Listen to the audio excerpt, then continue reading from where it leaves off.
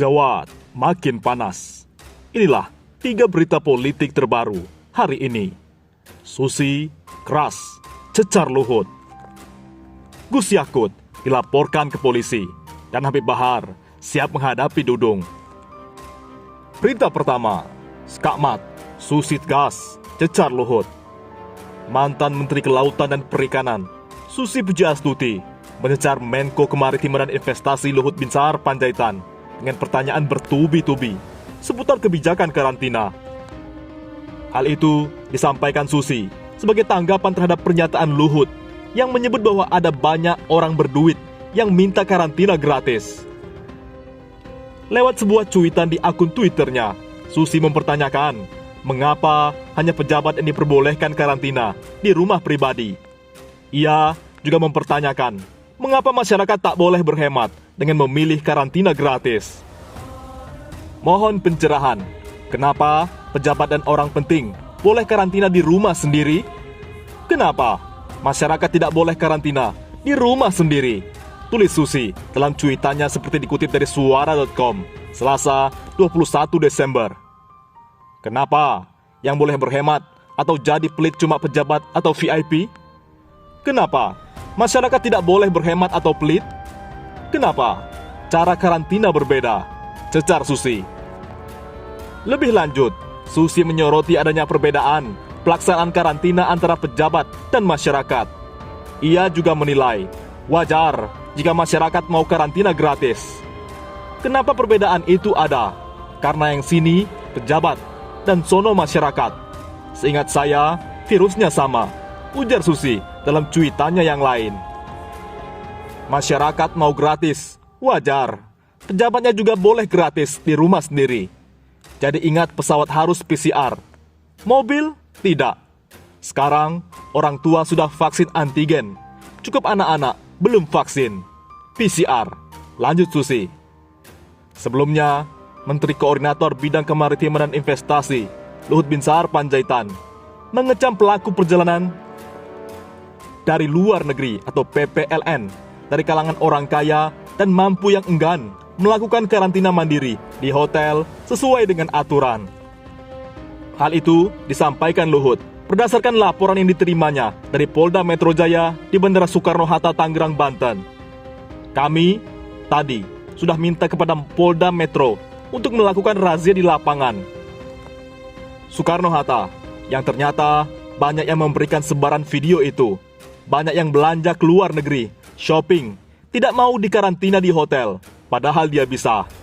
Tapi dia minta supaya dikarantina di Wisma Atlet karena gratis. Katanya dalam konferensi pers PPKM secara daring di Jakarta, Senin. Pemerintah akan mengambil tindakan tegas terhadap pelaku perjalanan luar negeri tersebut.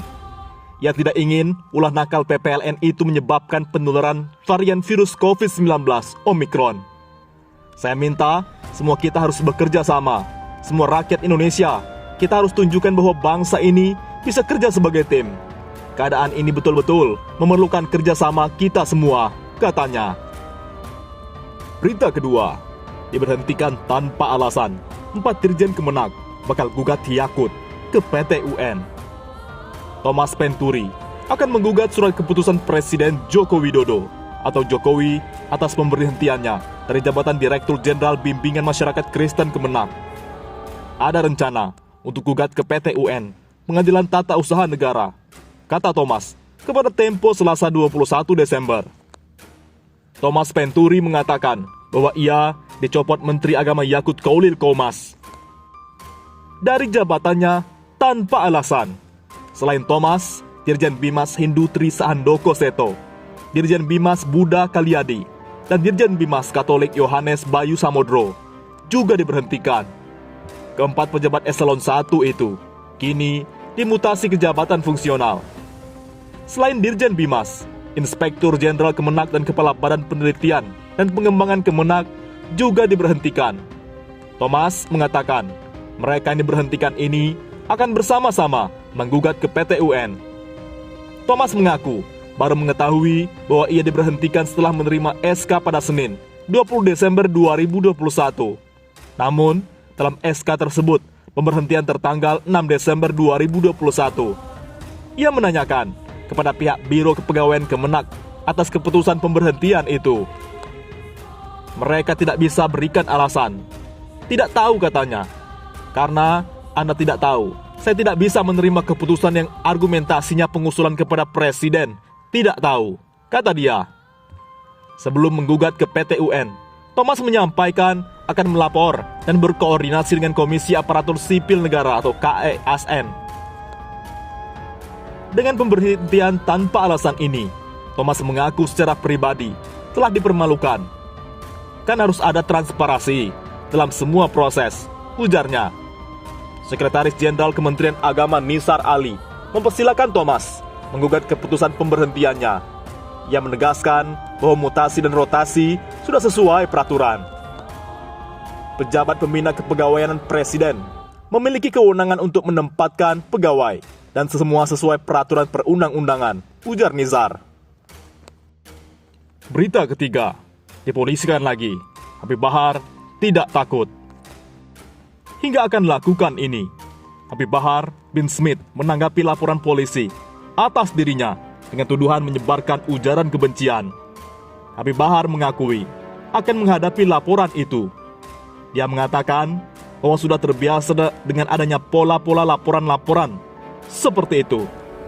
Dia mengklaim apa yang dia sampaikan dan berujung dipolisikan adalah sebuah kebenaran. Saya sudah biasa dilaporkan dari zaman SBY sampai sekarang. Jangankan hanya 1, 2, atau 3 laporan, 1000 laporan pun tetap saya bakal hadapi. Sebagai warga negara yang taat hukum, tak bakal saya mundur sejengkal pun karena yang saya sampaikan adalah kebenaran, ujar Habib Bahar kepada Refli Harun. Habib Bahar mengaku heran dengan tuduhan bahwa dirinya menyebar ujaran kebencian. Ia meminta pihak-pihak yang menyoalkan ceramahnya itu agar nonton secara utuh video ceramahnya. Saya menyebar kebencian kepada siapa? Putar rekaman saya secara utuh. Jangan dipotong-potong.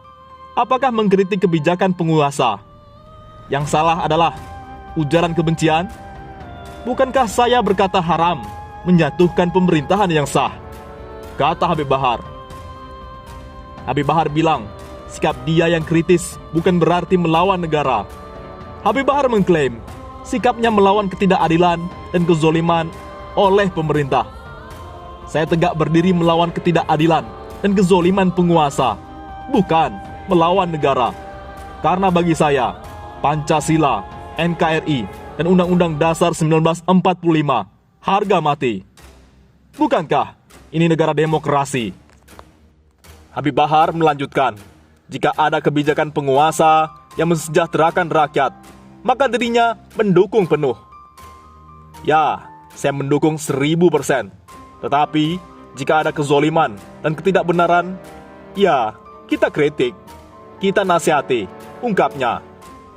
Saya sudah bilang berkali-kali, demi Islam, demi NKRI, demi bangsa, demi rakyat Indonesia, jangankan di penjara, nyawa, jiwa saya murah harganya, darah saya murah untuk tumpah, paparnya. Habib Bahar juga menjelaskan pertanyaannya terkait KSAD Dudung Abdurrahman yang dia sebut sebagai Jenderal Baliho. Dia mengatakan ceramah terkait Dudung sebab Dudung kerap kali bicara soal agama, tetapi tidak memiliki ilmu agama. Saya bahas Dudung terkait dia berkata Tuhan, bukan orang Arab. Dalam ceramah saya sampaikan, dia salah besar berkata seperti itu. Karena itu adalah tamsil atau menyerupai Allah dengan makhluk. Saya bilang itu salah dan awas bisa terjerumus ke dalam kemurtatan. Saya bilang, kalau tidak paham agama, lebih baik diam. Jangan sok tahu dalam urusan agama. Urus saja teroris OPM. Itu nasihat saya. Kritik saya terhadap Dudung dalam ceramah. Pungkas Habib Bahar.